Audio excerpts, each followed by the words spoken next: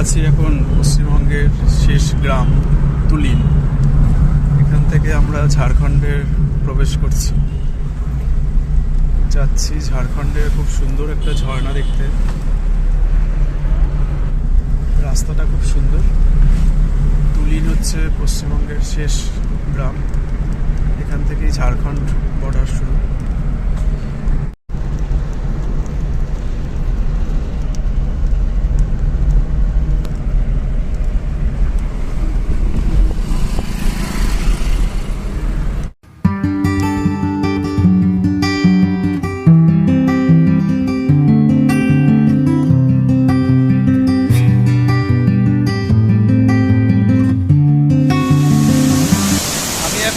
ঝাড়খণ্ডের খুব সুন্দর একটা জলপ্রপাত, জোনা জলপ্রপাত।